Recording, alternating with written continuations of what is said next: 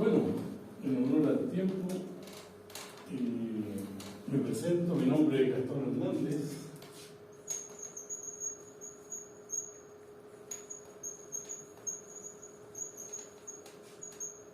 Campos, mi correo G.Hernández.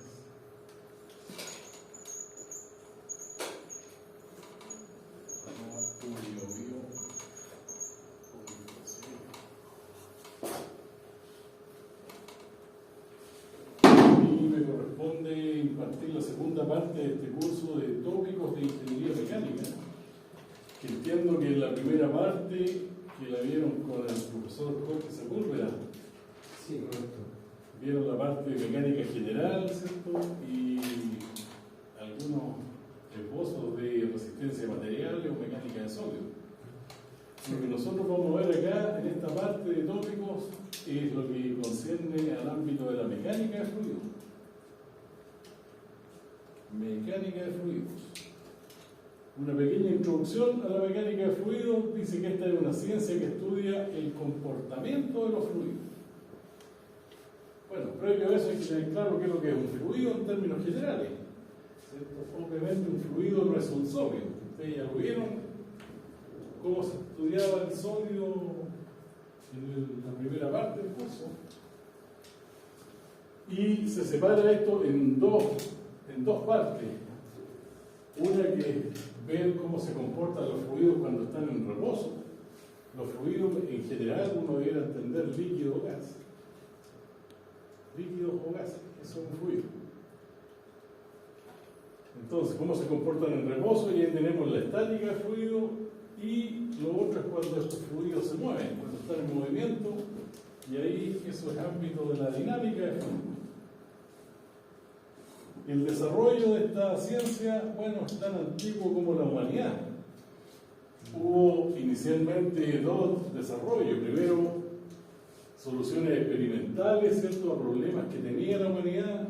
Hay típico caso de un acueducto romano, ¿cierto? Ellos necesitaban agua y tenían que llevarlo de lugares muy lejanos. Pero eso fue hecho experimentalmente, sin ninguna fundamentación teórica. Por otro lado, tiempo después apareció toda una vertiente de estudios teóricos, de eminentes matemáticos, con ecuaciones que no entendía nadie, con escaso valor práctico. Y es a principios del siglo pasado, entonces, donde se juntan estas soluciones de tipo experimental con las soluciones matemáticas, digamos, y se da origen a la moderna mecánica de fluidos, que es lo que ocupamos actualmente y que no ha cambiado mucho. Hoy los aspectos fundamentales de la mecánica de fluidos newtonianos e incompresibles están claramente definidos desde hace más de medio siglo. Claramente definidos. No ha habido ningún cambio. Bueno, este curso es un curso de ciencias de ingeniería, como dice ahí. Aquí lo que vamos a hacer es recordar los principios y ecuaciones de la mecánica de fluidos, cuya vigencia estimamos continuará en el largo plazo. Cuando digo que es un curso de ciencias de ingeniería, me refiero a que no es un curso profesional en el sentido de eso, a solucionar aplicaciones que existen en la industria. Aquí nosotros lo que revisamos son los principios y leyes fundamentales que rigen el comportamiento de los fluidos. Y esos principios son los que uno puede aplicar a todos los equipos. Porque en las asignaturas de cualquier malla de una carrera de ingeniería, ¿cierto?, hay tres tipos de asignaturas. Están las asignaturas de tipo básico, matemática, física y química, que son las iniciales. Luego vienen las de ciencias de ingeniería, aquí estaría esta, en donde se revisan los principios y fundamentos, leyes fundamentales. Y luego vienen las asignaturas profesionales, las últimas. Entonces, claro, esto ha sufrido notorios cambios en las últimas décadas, pero los cambios que ha sufrido la ciencia en particular ha sido en el ámbito tecnológico, ¿cierto? En la manera de medir las variables.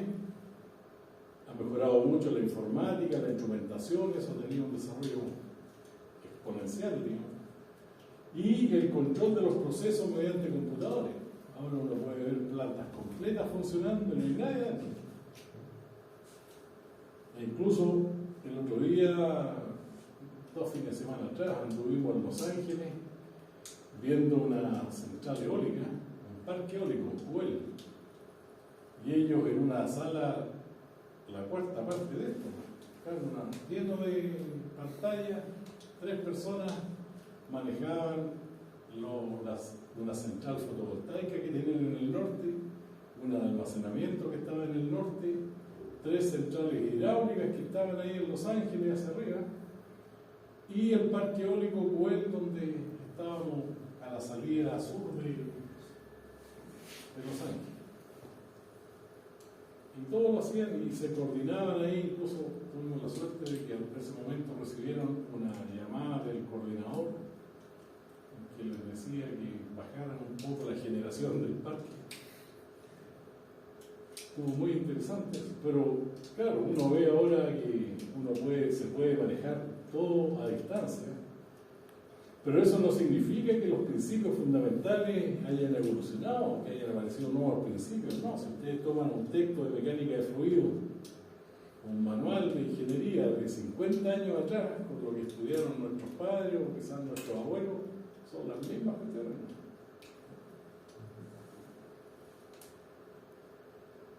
Bueno, nosotros dijimos aquí que vamos a estudiar lo que está con rojo ahí, mecánica de fluidos newtonianos e incompresibles. Entonces primero uno tiene que tener claro qué es lo que es mecánica, luego fluido, luego newtoniano y luego incompresible.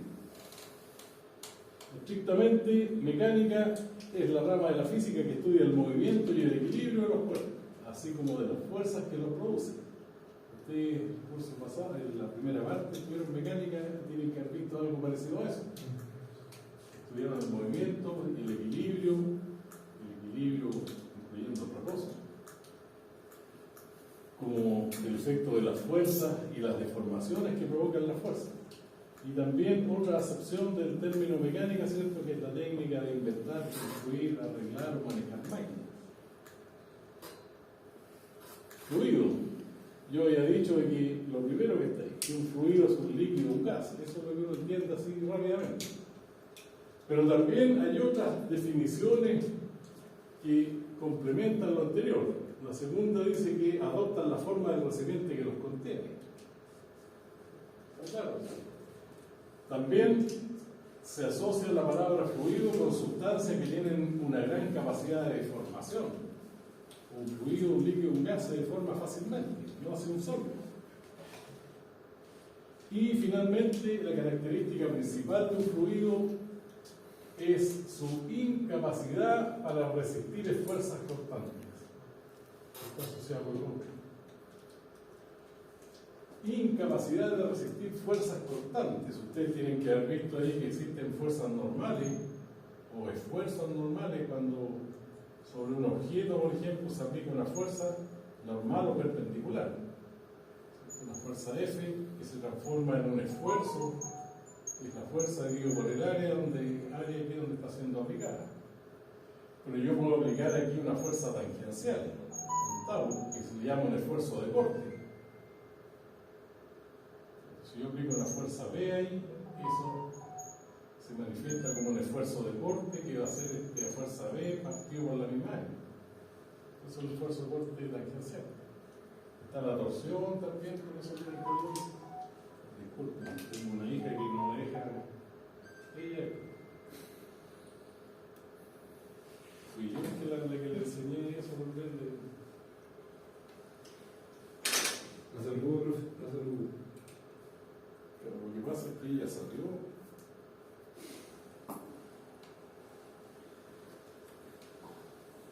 Se le murió la suegra. Así que andan celebrando por ahí. Sé lo que se siente. Cuando dejaron la nieta a cargo, quería saber de su nieto, de su hija. Bueno, entonces, en el caso de un fluido, cuando yo le aplico un esfuerzo de corte, en el caso de un fluido podríamos imaginarnos un canal, agua en un canal o en una tina, en un recipiente, agua detenida ahí. Si yo pongo mi mano encima y la desplazo, no mostré esa resistencia.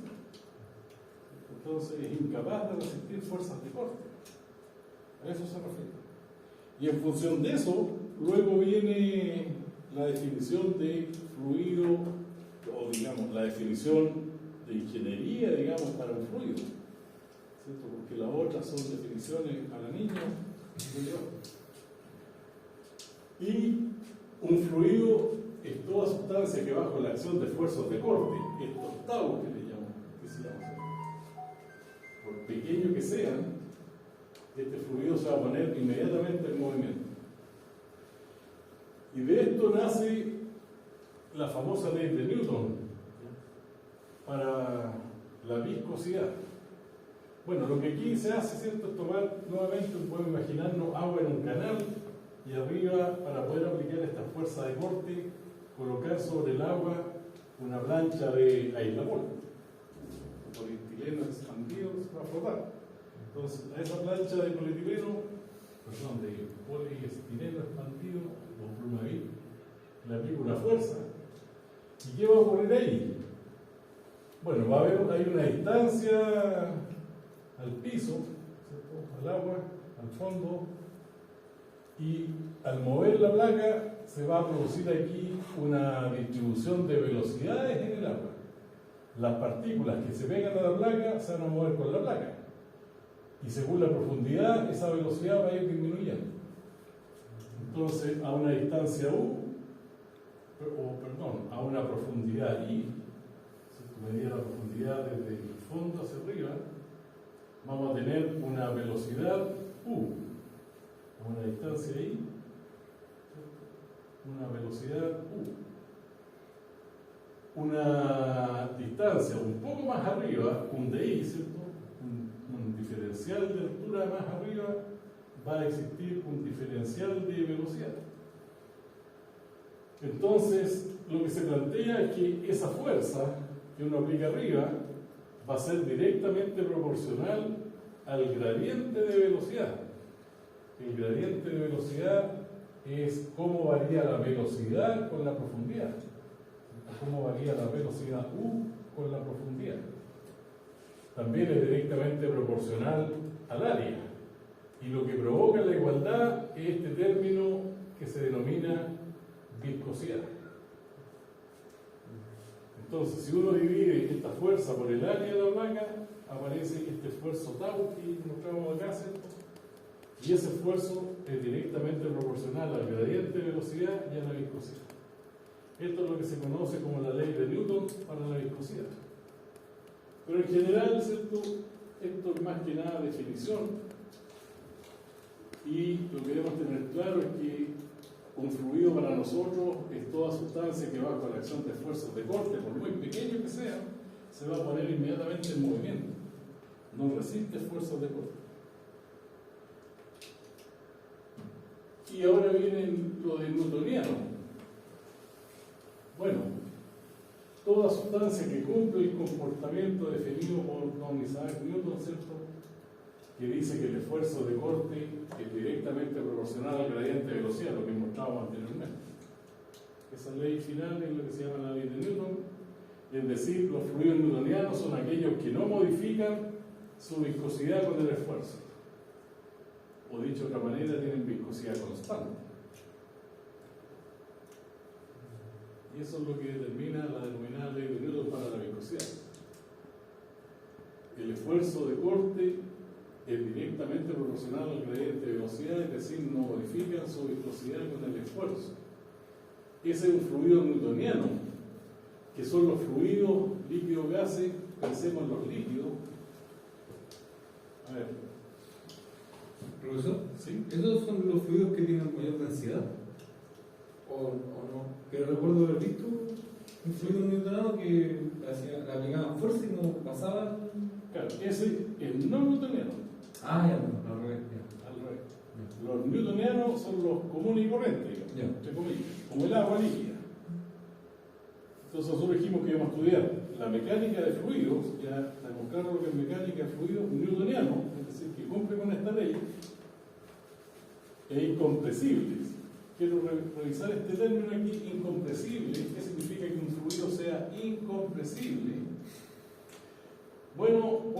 líquidos o gases, ¿cierto?, cuya densidad no cambia en forma significativa con respecto a su valor en condiciones normales.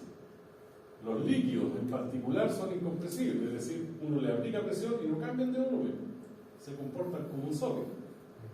Pero ojo, un gas también puede considerarse incompresible. ¿Cuándo? Cuando su densidad de ese gas no cambia mucho con respecto al valor que tiene la densidad en condición normal. ¿Qué se entiende por condición normal? Cn, normalmente que la presión sea la presión atmosférica y la temperatura que tenga ese gas sea igual aproximadamente a unos 15 grados Celsius. Las condiciones que tenemos aquí en el aire, por ejemplo, la presión es normal, temperatura alrededor de 15 grados Celsius, eso le llamamos condición normal. Entonces, con estos datos yo puedo calcular la densidad del aire a través de la ecuación de estado, ¿cierto? P por V igual a RP por T, como el aire se comporta como gas ideal, sabiendo que el volumen específico se puede escribir como el recíproco de la densidad. RP, P es la presión absoluta, V el volumen específico del gas, que repito, es igual al recíproco de la densidad. RP es la constante particular del gas, del aire en este caso, y T la temperatura que tenga. Entonces, si hago el cambio aquí del volumen específico por el recíproco de la densidad, puedo despejar la densidad, ¿cierto? Y eso me va a quedar que es la presión partido por RPT. Entonces, si yo aquí ocupo la presión en condición normal y la temperatura en condición normal, es decir, estos valores, Sí. ahí yo voy a tener la densidad en condición normal. La densidad que tiene el aire aquí en este minuto, que debe ser del orden de 1,3. Esto da aproximadamente 1,3 kilos en metro cúbico. Bueno, entonces cuando yo tengo procesos con aire, cuando muevo aire con un ventilador o con un compresor, si la densidad del aire en el proceso no cambia mucho con respecto a este valor de densidad, a 1,3, y que no cambie mucho, en ingeniería no es muy claro, nosotros nos gusta que nos digan que no cambie mucho, pero ¿cuánto se entiende por no cambiar mucho? Yo diría que no más de un 10%. Si la densidad que yo tengo al trabajar con aire, la densidad del aire en el proceso, ya sea que el aire pase a través de un ventilador, de un compresor o cualquier otra situación, si esa densidad no cambia mucho respecto al 1,3, yo podría considerar el aire como un fluido incompresible, al igual que el agua. Y lo bueno de eso es que yo voy a poder usar las ecuaciones que vamos a realizar. Bueno, esto marca una buena limitación porque deja fuera a los fluidos compresibles. Los compresibles son los gases, que yo le aplico presión y se cambia su volumen. Sí. El término compresible tal vez lleva al error de pensar de que no se puedan comprimir. No, los fluidos yo los puedo comprimir, ¿cierto? Yo puedo tener un líquido en un estacho aquí, líquido, pongo una tapa para que, tipo pistón, digamos, y le puedo aplicar un peso, llamémosle F1. Peso F1 dado por el de la masa, ¿cierto?, de este peso. Y esta es el área de contacto. Entonces la presión ahí sobre este fluido azul que está ahí va a ser F1 partido por A. ¿Lo puedo aumentar la presión? Sí. ¿Lo puedo comprimir en el fondo? ¿Me estoy refiriendo? Sí. ¿Le puedo poner un peso más grande? Equivalente a una fuerza F2. Y ahí será la presión F2 partido por A. Si F2 es mayor que F1, bueno, le aumenté la presión.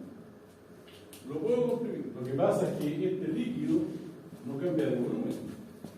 A eso se refiere que sea incompresible. Porque me pasa mucho con los alumnos diurnos que la primera respuesta cuando les pregunto ¿qué es lo que es un fluido incompresible? Que no se puede comprimir. Un gas, un líquido, todos se pueden comprimir. Lo que pasa es que la cuestión está en cómo reacciona el fluido. Si no cambia de volumen con la presión, por mucha presión que uno le ponga, eso es incompresible. Y ese comportamiento lo tienen los líquidos. Y también los gases. ¿Cuándo? Cuando la densidad del gas del proceso no cambia mucho con respecto a la densidad en condición normal. Esa es la cuestión. Pero la energía que libera igual es alta en el caso del líquido, ¿no? Cuando se comprime. Bueno, claro, su presión se incrementa. Claro. Y va a tener más energía. ¿Y eso cuándo lo ¿qué proceso necesito yo comprimir el agua?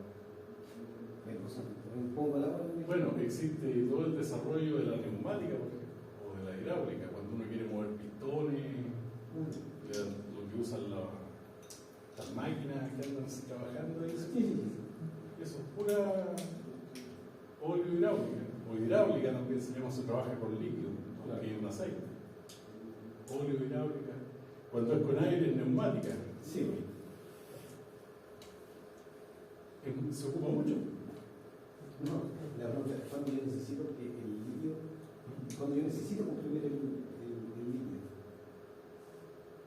Un líquido, ¿cuándo necesitas comprimirlo? Porque habíamos dicho que igual la energía que libera al comprimirlo, que son poquitos, igual es alta, ¿cierto? No, claro, bueno, ahí tendríamos que hablar de cuáles son las energías que tiene el fluido. ¿Cuál es la energía que tiene el fluido? Bueno, en general, la materia tiene 4 tipos de energía. El bonito tema ese que se estudia en la termodinámica para nosotros los mecánicos. Yo soy ingeniero civil mecánico y los eléctricos tienen un curso de termodinámica. Bueno, en general, la materia, cuando uno habla de energía, la tiene que subdividir en lo que se llaman energías almacenadas, ¿cierto? Y estas son las que están asociadas a la materia, que son las energías que tiene la materia propiamente tal. Una es la cinética. Si un objeto material, ¿cierto?, como una pelota, se mueve a una cierta velocidad, tiene energía cinética. Y esa energía la tiene la pelota, la materia. Puede ser un fluido que se esté moviendo. Si se está moviendo fluido a una cierta velocidad, tiene energía cinética. También tiene energía potencial, dada la posición, la altura. Este lápiz tiene una cierta energía potencial respecto al piso. Claro. Y aquí tiene más. Entonces, dependiendo de la posición, esa es la potencial. Y existe también la denominada energía interna, que le llamamos U, que es la energía de tipo térmico, que es la energía que tiene la materia en general, la materia que puede ser sólido, líquido o gas, dado el valor de su temperatura y presión. Esta depende o es función de la presión y de la temperatura. Esta depende de la velocidad y la potencial depende de la altura. Entonces, en este caso acá, la energía que tiene ese líquido, bueno, es interna. Ahora, si es que ese tacho no se está moviendo, claro, si está estático aquí, no tiene energía cinética. Si no está cambiando la posición, no está cambiando su energía potencial. Pero al aumentarle la presión al líquido, está aumentando su energía interna. Y existe otra energía, que es la energía de tipo químico, que es en el caso particular de que el fluido con el que yo esté trabajando sea un combustible, como si fuese petróleo. Y esa es la energía que nosotros, al menos los mecánicos, le llamamos, si es un combustible, a la energía que libera un combustible cuando se quema, le llamamos poder calorífico. Esa es la energía que tiene la materia, en particular cuando esa materia se comporta como un combustible. Y la materia se comporta como combustible dependiendo de la composición que tiene, en particular átomos de carbono y hidrógeno. Ahora, en el ámbito termodinámico, cuando uno trabaja con líquidos o gases, estas son las energías asociadas a la materia. Y existen otras dos formas de otra clasificación de energía, que son las energías que se denominan en transferencia, entre las cuales está el calor y el trabajo.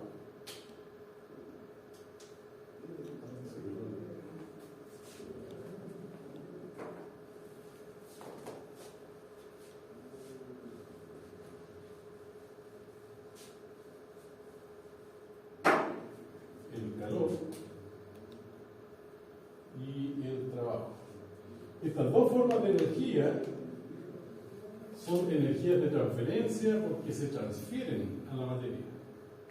Cuando a mí me llega, yo soy materia, ¿cierto? Podría ser un fluido. En realidad somos fluidos nosotros. Nuestra composición es 70% agua.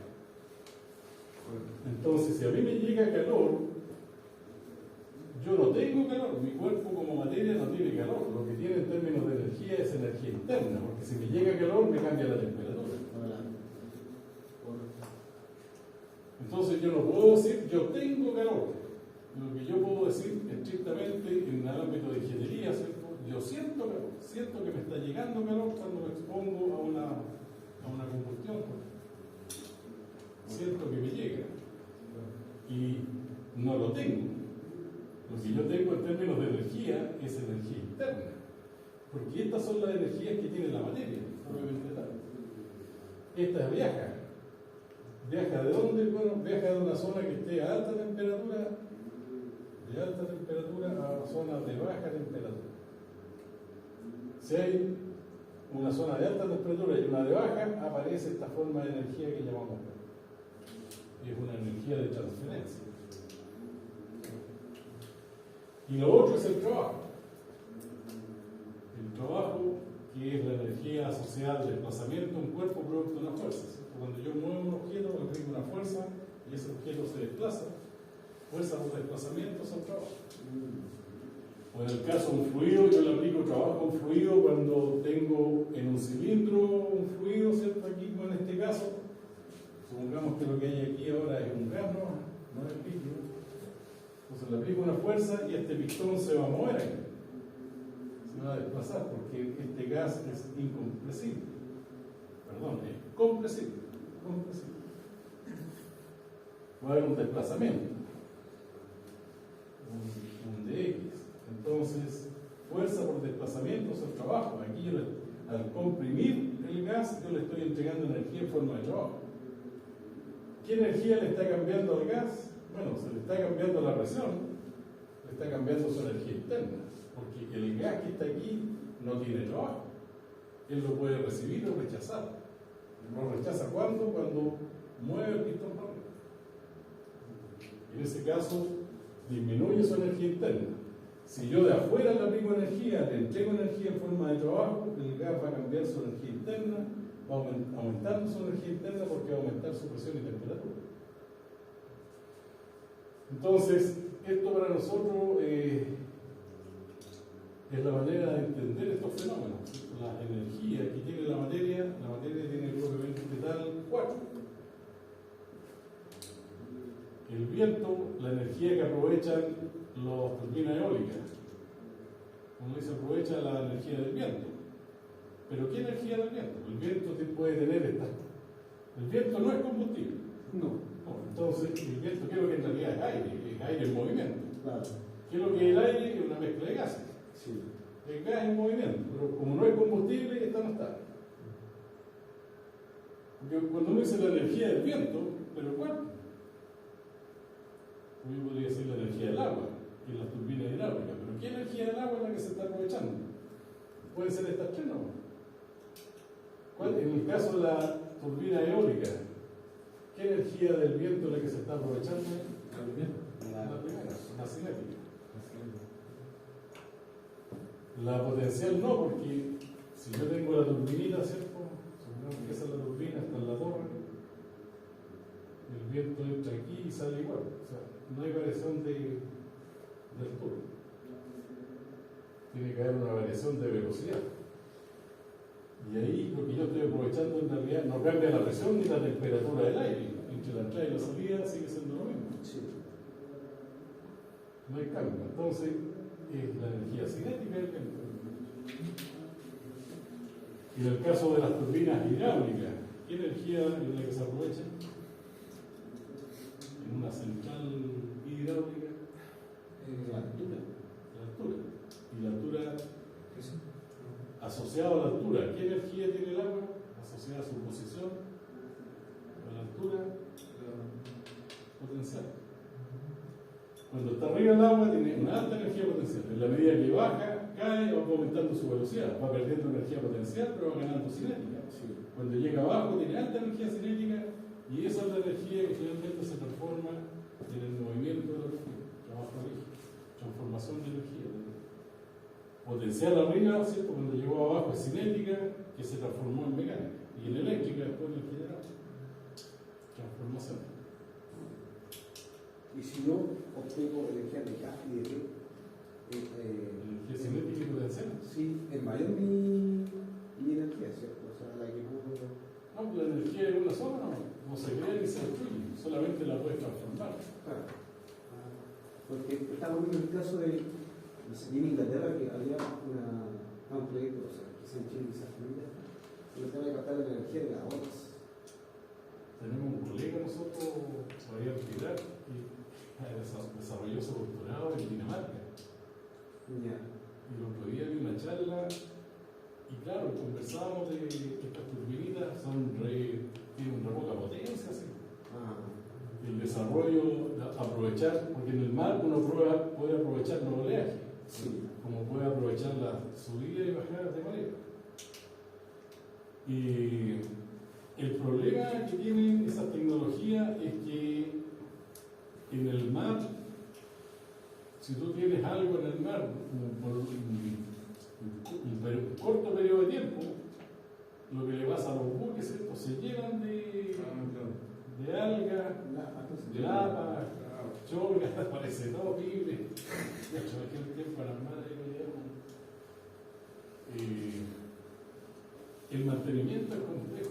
Las potencias que están generando es muy poco. En Latinoamérica no hay desarrollo, cero. Él es el único en Latinoamérica, por lo menos, que trabajó hizo su doctorado en Dinamarca y le gustó el tema. Bueno, está investigando, puede que le dé el palo al gato, pero él hablaba de 1 kilowatt, su prototipo que tiene. Y uno ve una turbina eólica de estas, ¿de qué potencia genera? 1,5 megas. Él hablaba de 1 kilowatt. Estos son 1,5 megas, más o menos, hay otras más grandes. Las que estaban ahí en Los Ángeles dan de 1,5 megas. Las turbinas hidráulicas, ¿de qué orden son? 350 megas. Entonces él con 1 kilowatt de una turbinita, está perdiendo el tiempo. Para efectos de investigación, claro, es positivo. La universidad tiene que sacrificarse porque puede que en algún momento encuentre materiales.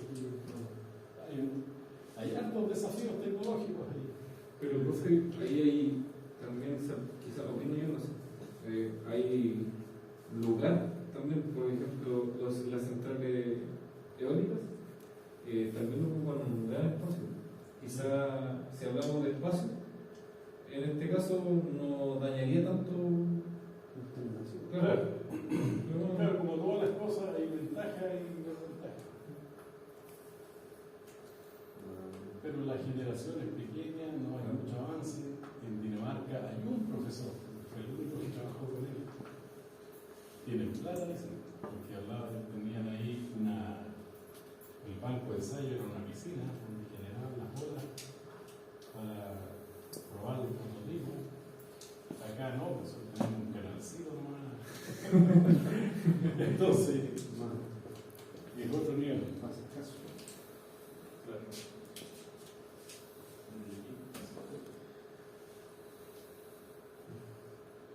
Entonces estábamos hablando de fluidos incompresibles. Nosotros vamos a estudiar la mecánica de fluidos, es decir, el movimiento, el comportamiento de los fluidos, tanto en reposo como en movimiento, ¿cierto? Son mecánicas de fluido, es decir, líquido y gases. Entendiendo eso por fluido, digamos así, más simplemente, aunque un fluido es toda sustancia que no soporta esfuerzos de corte, por muy pequeño que sean, se pone inmediatamente en movimiento. Eso era un fluido. Y además, newtonianos, es decir, que tienen viscosidad constante, que no cambian su viscosidad con el esfuerzo. Y luego dijimos newtoniano e incompresible. Incompresible es que si yo le aplico presión, ¿cierto?, los puedo comprimir, pero no cambian de volumen. Y eso que normalmente incompresibles son los líquidos Aunque aquí si viene un físico me va a decir, no, está mintiendo. Los físicos, los químicos, ¿cierto? Ellos buscan la verdad, son científicos. Nosotros los ingenieros usamos la ciencia para aplicaciones, buscamos la utilidad, somos prácticos. Porque esa es la diferencia, tenemos que ser sinceros aquí. La verdad es que todos los fluidos son compresibles. Lo que pasa es que los líquidos es poquitito. Entonces, como es muy poco, en términos prácticos, en términos de utilidad, ¿cierto? Nosotros decimos no, es incompresible, ¿no? Y no cometemos ningún gran error. Se cometen pequeños, pero pequeñísimos. Entonces, pero sí los líquidos, entonces, teniendo claro eso, los líquidos son incompresibles y también los gases podrían considerarse incompresibles, y eso es un buen detalle, ¿eh? Porque cualquiera que ustedes le pregunten les va a decir, no, los líquidos son incompresibles. Sí, Los gases no. No, los gases también. ¿Cuándo? Cuando en el proceso que yo estoy trabajando, la densidad del gas no cambia mucho respecto del valor de la densidad en condición normal. Bien, había un video que mostraba esto, ¿no? que yo siempre lo mostraba. Lo voy a mostrar porque como hay pocos alumnos, para no avanzar tanto en la materia, a ver si tengo internet. ¿Trabajaron más, profe? Al principio, cuando regresé, todos pasamos por Todos todo. pasan por... ya, Igual trabajaron más ahora. Tantas Joaquín no se una muy buena escuela esa. Sí, buena escuela. Se aprende de todo un poco. Tantas Joaquín no. Falta Joaquín. Tienes que ir a trabajar a más, Joaquín. Obligado. Cuando pasa un año, nunca vas a quedar por...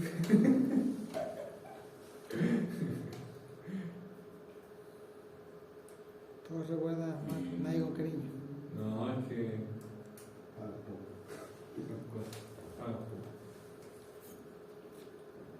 Pagan un poco, sí, es verdad. Tengo un colega ahora que contratamos a cargo de nuestros talleres ya, César Garrido. Pero la formación que tiene es muy buena.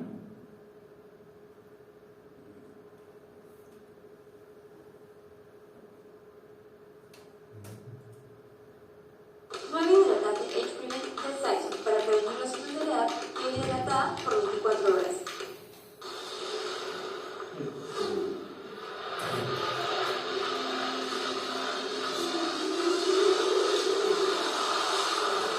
¿Que Jesús de Nazaret era el único capaz de caminar sobre las aguas? Pues no. Increíblemente, una empresa se encargó de hacer nuevamente realidad la proeza bíblica, pero con una pequeña trampita llamada fluido no newtoniano.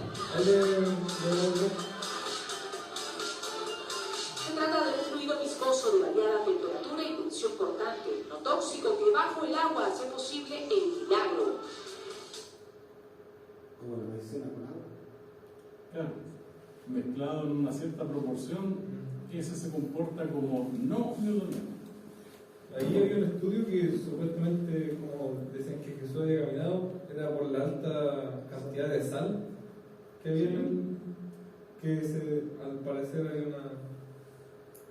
Ya. Era una muerte, claro.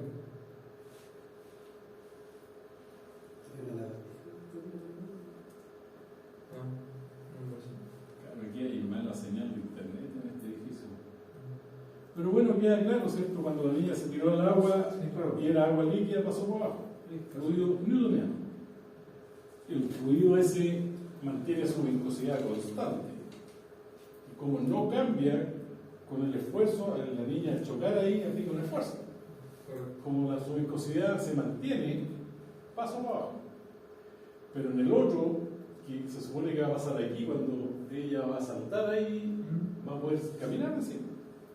Entonces, la maicena con el agua, en una cierta proporción, se comporta como no newtoniano, es decir, su viscosidad depende de la magnitud del esfuerzo.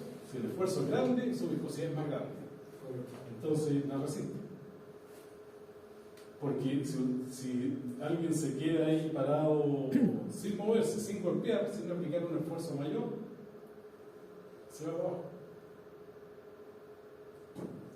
Pero igual dependerá del área que tenga, porque si yo.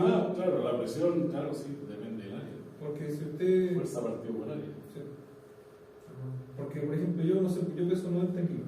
Si yo me pongo de pie al agua, obviamente me va a salir banda, voy a hundirme. En el agua líquida. En el agua líquida. Sí, sí. Pero si yo me ubico de espalda, no debería hacerlo. También. Porque hay una mayor área, siendo que está en mi mismo peso. Es como. Claro, la presión es menor. Claro, eso. Porque el área Aumenta. Sí, ejerce una presión menor sobre el agua. Pero ocurre también de que en la medida que tú te vas hundiendo en el agua, vas desplazando líquido. Y ahí aparece Arquímedes, que aparece una fuerza de reacción o empuje que ejerce el agua, porque uno puede flotar en el agua, ¿cierto? A lo menos mantenerse de espalda, ¿cierto? Tranquilito, y la nariz por lo menos puede quedar afuera y uno puede respirar. Ahora, si a uno le agarraran, como lo hacían la mafia, ¿cierto? Lo ponían con cemento y lo tiraban al agua y por el mayor peso se iba para abajo. Los buzos se ponen cinturones con plomo para ser más pesados. Y es más lastre, claro, puede irse para abajo. Entonces, vamos a estudiar nosotros Arquímedes también. Y él decía de que en la medida que uno se sumerge en un fluido, el fluido reacciona con una fuerza en sentido contrario al peso del cuerpo. Y la magnitud de esa fuerza es igual al peso del volumen de fluido desplazado. Entonces, como nosotros somos prácticamente agua, los seres humanos, es lo mismo que meter agua en agua. Entonces, quedamos ahí semi-sumergidos. Podemos flotar si lo poco más de sólido que somos, ese 30% que es hueso, que tiene una densidad un poquito mayor nomás. Eso es lo que hace que estemos sumergidos. Bueno, cuando estudiemos Arquímedes, vamos a ver ahí. Así que, justamente donde está mencionando esto usted, había visto que en la naturaleza se ve hasta física. Entonces, los osos polares, cuando el hielo es muy delgado, ellos se estiran en el hielo, porque si caminan, obviamente lo rompen. Entonces, el área, claro, el área que ocupan es mayor. Siendo que bueno, la física mecánica, la termodinámica, son asignaturas que ayudan a explicar una serie de fenómenos que se dan en la naturaleza. Por ejemplo, lo que usan los maestros también, si uno va a caminar sobre un techo de policarbonato, ¿caminarías así tal como estamos? No, pues va a quebrar todo. ¿Qué es lo que se hace? Los maestros esto que se tiran, y van ahí. ¿No? O caminan por las vigas. Claro, bueno, por las vigas, claro. Pero lo otro es colocar una plancha, Sí, un tablón. Entonces, el peso de la persona está apoyado en el tablón, y es el área del tablón la que está haciendo presión hacia abajo. Entonces, aumenta el área, nuevamente. La presión es menor. Aún así que su peso sea el mismo. Claro. que se distribuye. Claro, el peso es el mismo. Lo que pasa es que si está sobre el área de los zapatos, esa área es pequeñita. 100 dividido por 1. Si uno es pequeñito, 100. Si uno pone un tablón y el área es 4, 100 dividido por 4, 25. De 100 baja a 25. Kilos en cada centímetro cuadrado o metro cuadrado. Había un chiste que no lo podía encontrar, que explica muy bien. Encontraban a Condorito, que era el enano, había un enano cabeza dura, y invitaban al público ahí a quebrarle un tablón en la cabeza. Eso mostraban que era cabeza dura, pero le pegaban con el tablón, supongamos que el celular es el tablón, le me pegaban así. Entonces los chumas le decían, compadre, pégale de canto.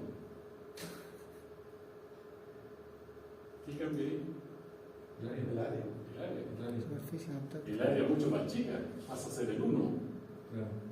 Ahí le puede romper la cabeza, al otro lado no. Claro. Sí, el enano cabeza dura, apartada así, pero así no. Está el ejemplo de los faquires, que se duermen sobre una cama de clavos. Ah, también. Claro, ¿cómo aguantan? Dice uno, cuando no sabe. Claro, lo que pasa es que no es un solo clavo, es un montón de clavos. Y la suma de todas esas áreas pequeñitas es relevante y eso hace de que no rompa la piel. Además que el faquir es súper flaco, el livianito. Bueno, esto no quiere volver. Cerrar programa. Cerrar el programa.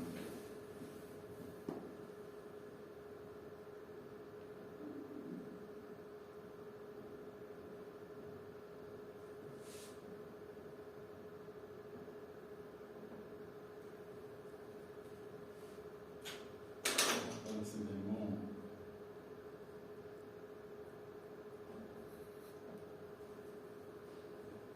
Bueno, ahí está claro la diferencia entre un fluido que sea newtoniano de uno no newtoniano. Nosotros vamos a trabajar con los fluidos incompresibles newtonianos, que afortunadamente es la mayor parte de los fluidos que existen en la naturaleza.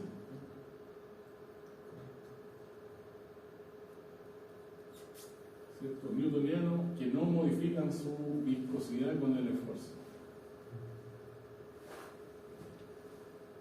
Ahora está la definición de fluido incompresible. Bueno, algunos conceptos previos que en realidad esto no quiero ofender su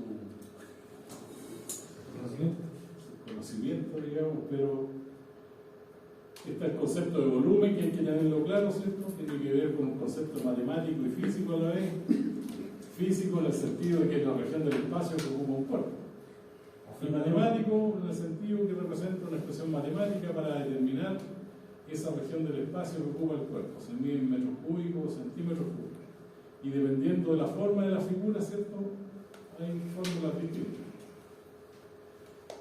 Entonces, cuando uno quiere medir el volumen de una piedra, por ejemplo, que tiene una forma irregular, una manera de poder evaluar ese volumen es separar la piedra en diferentes pedacitos que tengan forma semejante a alguna de esas figuras, ¿cierto? Y ir calculando. ¿Y qué otro método hay? Experimental. ¿De qué otra manera lo podrían hacer? De un objeto que sea complejo, como una corona, por ejemplo. La corona que usan los reyes, ¿cómo les miden el volumen a eso? ¿Puede ser sabiendo el peso? Conociendo el peso ya ahí, ¿qué más? Metiéndolo en agua Metiéndolo en agua. y calculando, digamos, el base a lo que aumenta. Claro, en una probeta graduada, ¿cierto? Que tenga los volúmenes ahí graduados, la lleno con agua, marco donde está el agua, ¿cierto? Sumerjo el objeto, eso va a subir. La diferencia de volumen es el volumen del objeto. Volumen de un cuerpo irregular, ¿cierto? Ahí el incremento de volumen corresponde al volumen del cuerpo que yo quiera sumergir, como ese objeto irregular que está ahí. Se me fue el puntero. Como esa piedra que está ahí. Bueno, hago ese alcance porque después vamos a ocupar ese detallito. Y en general, estamos hablando de fluidos. Y cuando hablamos de un fluido, un líquido, un gas, esto tenemos que caracterizarlo. Caracterizarlo para poder trabajar con él. Por eso vemos aquí la densidad. La densidad no es más que el cociente entre la masa y el volumen. Es decir, nos indica cuánta masa hay, cuántos kilos caben en un volumen determinado, que pudiera ser un metro cúbico. Cuántos kilos caben del material para el cual yo le estoy midiendo la densidad, ¿cierto?, en un metro cúbico. o en 1 centímetro cúbico.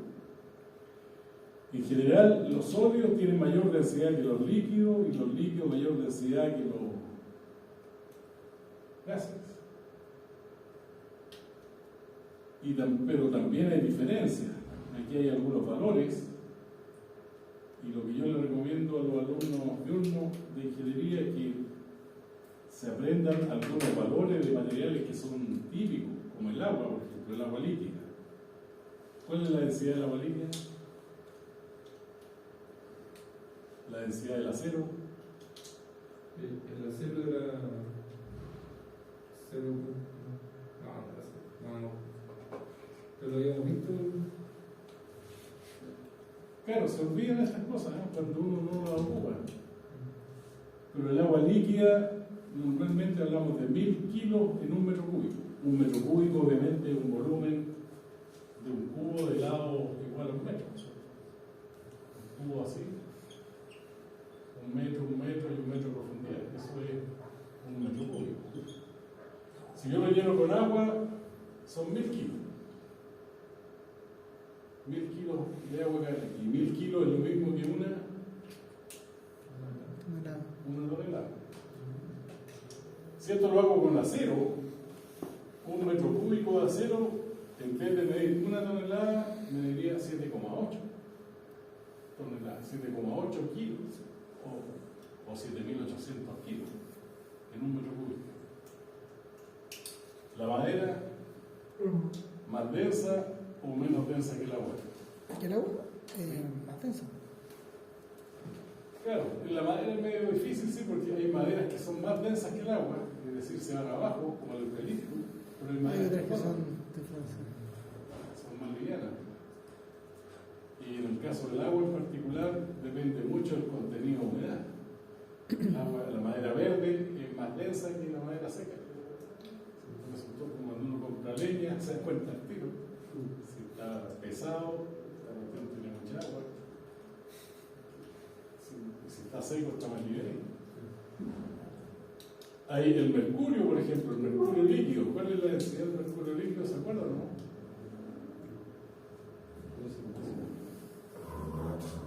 La densidad del aire que tenemos aquí.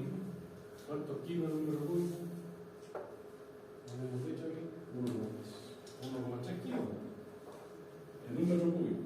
Si es agua, pasa 1000. Si es acero, a 7008. Si es mercurio, 13.600. La arena, más pesado que el agua, sí, no tenemos. El hormigón, 2008. La arena, por ahí,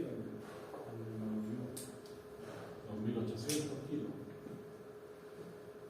El vapor de agua, ¿cómo anda con la densidad del aire? Cuando hierve una olla y el aire se va para arriba, perdón, el vapor se va para arriba o se va para abajo.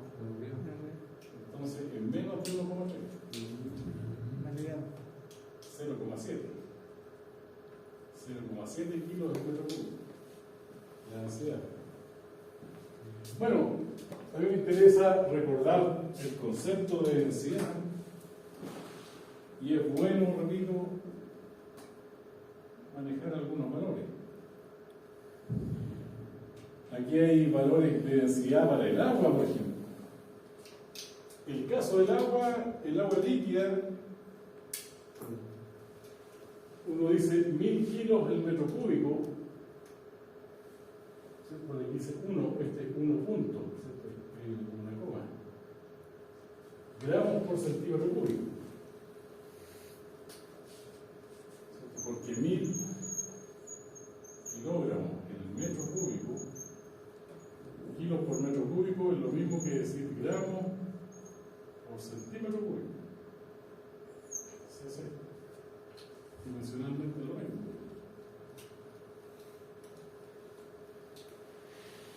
Entonces, 1 gramo por centímetro cúbico.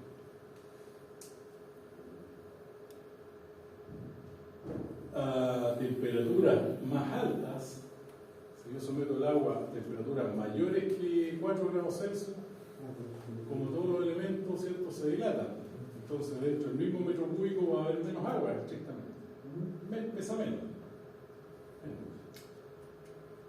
Pero extrañamente, lo normal en un material es que cuando yo lo enfrío, se tiende a compactar. Entonces, dentro del mismo volumen de un metro cúbico, al compactarse debieran haber más kilos. Pero en el caso del agua, de nuevo tiende a disminuir. Eso explica por qué el agua sólida, ¿cierto?, o los icebergs, el hielo flota en el agua. ¿Cuánto es lo que sobresale el iceberg del nivel del mar? ¿Qué porcentaje? Me atrevo a decir casi el 90-80%. Bueno, 90-80% está debajo del agua. El 10% es lo que sobresale el 10%.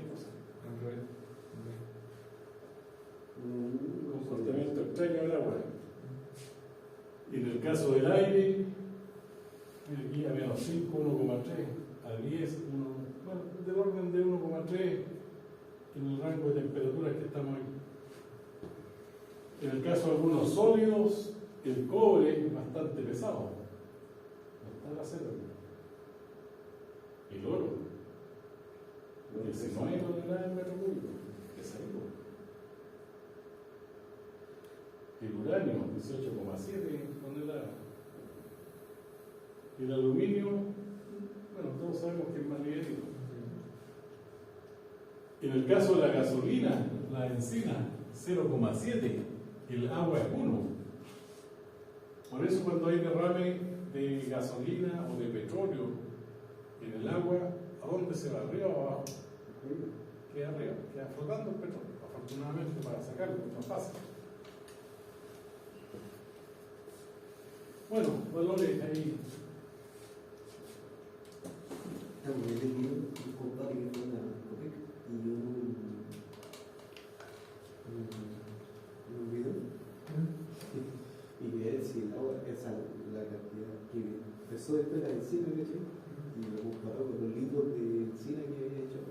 Según él lo habían estafado, que los kilos de encina que él había pensado los correspondientes a los litros del dispensador. Ah, claro, que es más liviana la benzina. Estaba enojado. Claro, y eso Sí, no, sí. Uno cree, lo sí, cree. está cabal ahí. Ya. Era yo. Bueno, y lo otro es que este concepto de peso específico, que está muy asociado al de densidad. El peso específico es peso sobre volumen. La densidad es masa partido por volumen. Falta pisar aquí donde está la...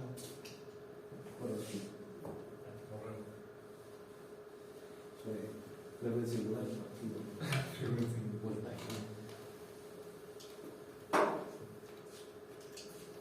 La densidad, que normalmente se utiliza la letra griega rho, ¿cierto? Esto es masa partido por volumen. Existe el gamma, que es el peso específico, pero esto es peso por unidad de volumen. Estos son kilogramos por metro cúbico. Y estos también son kilogramos, pero kilogramos fuerza por metro cúbico.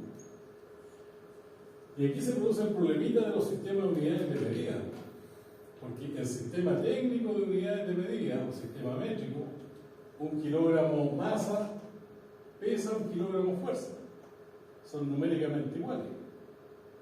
Por eso apareció el sistema internacional de unidades de medida, en donde la masa se mide en kilogramos masa y el peso es fuerza. Fuerza con que la Tierra atrae a los cuerpos, ¿cierto? Eso es el peso, es fuerza. Y la fuerza del sistema internacional, ¿en qué se mide? Newton. Entonces, esta unidad de aquí, esto es sistema técnico unidad de medida. Con rojo lo voy a escribir en sistema internacional.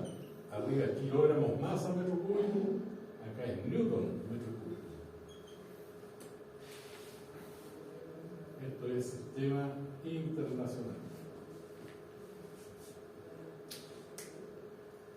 Entonces el problema, repito, es que depende del sistema unitario de medida que uno trabaje. Si trabajamos en sistema técnico, métrico, numéricamente son iguales, aunque son conceptualmente distintos. Uno es masa por unidad de volumen, el otro es peso. Acá son numéricamente diferentes. Porque si yo quiero el peso, bueno, si yo tomo el peso específico, ¿cierto? Que esto es peso por unidad de volumen, el peso es fuerza. La fuerza o el peso es masa por aceleración, partido por el volumen. La masa es kilogramo. La aceleración, metros partido por segundo cuadrado, y el volumen, metro cúbico. O antes de entrar a eso, yo puedo contar aquí masa partido por volumen, y eso ¿qué es lo que es? Densidad. Entonces esto me queda que es igual a la densidad por la aceleración. Y esta aceleración en nuestro planeta, cuando uno calcula el peso, ¿qué aceleración es la que? G, ¿cierto? G, la aceleración de gravedad. La aceleración de gravedad, que son los 9,8 prácticamente metros partido por segundo al cuadrado. Entonces llegamos aquí a la conclusión de que en realidad el gamma, el peso específico, es lo mismo que la densidad por G. Están relacionados. Hay una diferencia de 10 entre ellos. Y la otra manera de caracterizar la materia, ¿cierto? Uno a través de la densidad, bueno, la masa, su densidad, su peso específico, y en mecánica de fluido lo que se utiliza también es lo que se llama densidad relativa, también se llama peso específico relativo o gravedad específica.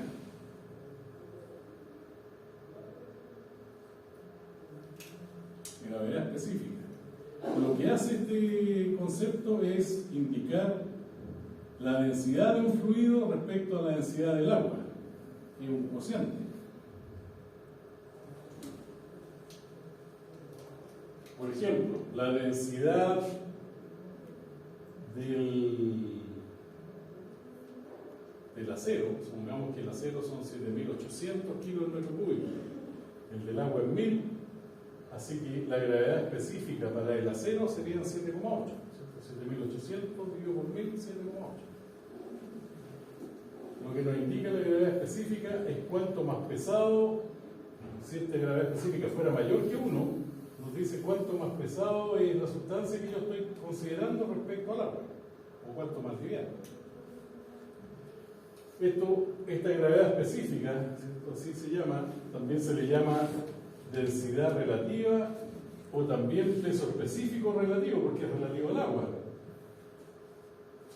Entonces, como estábamos viendo ahí, esto está relacionado a través de G, así que el cociente este queda igual. Al ser el cociente de la densidad es lo mismo que el cociente de los gamas. Es la otra manera de referirse al nivel de compactación que tiene la materia. Uno puede usar la densidad, el peso específico o la gravedad específica. ¿Y dónde lo ocupamos esto? Bueno, cuando tenemos distintos fluidos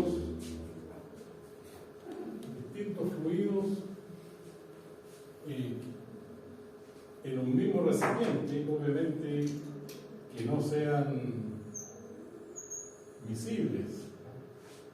Por ejemplo, puedo tener un fluido negro, un fluido azul y otro fluido rojo. Este fluido negro tiene que tener una gravedad específica, la denominamos por la S, así normalmente aparece en los textos. Este puede ser 1,8. Supongamos que este tiene gravedad específica igual 1. Si es igual 1, ¿de qué estamos hablando? Agua. Porque sería la densidad del agua respecto de la densidad del agua. Entonces eso es 1. Si la gravedad específica es 1, eso es agua. Y arriba, supongamos que la gasolina, no me acuerdo el valor, pero es del orden de 800 gramos el litro. Entonces, puede ser con rojo, si es benzina, debe ser esto 0,8. Menor que uno, más liviano que la.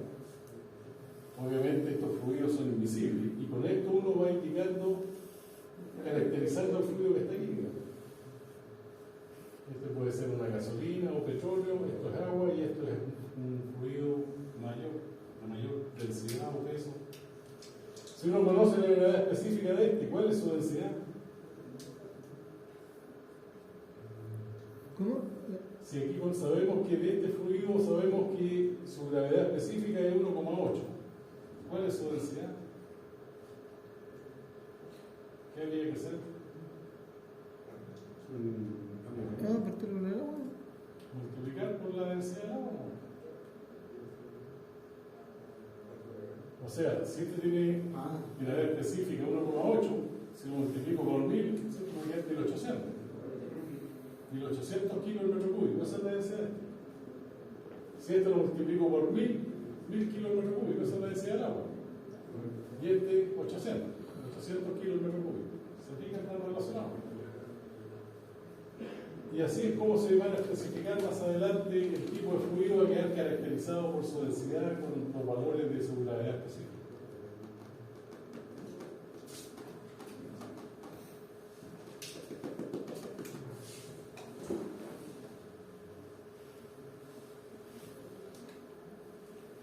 Bueno, no quiero avanzar más por la falta de público, de cargos salarizados.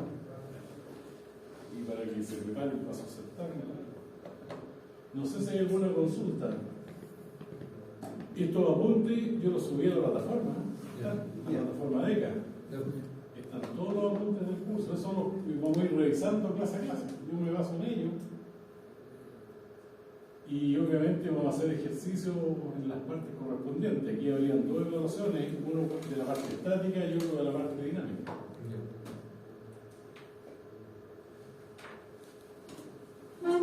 Y trato de no complicarme mucho, porque entiendo que para ustedes no es una asignatura de especialidad.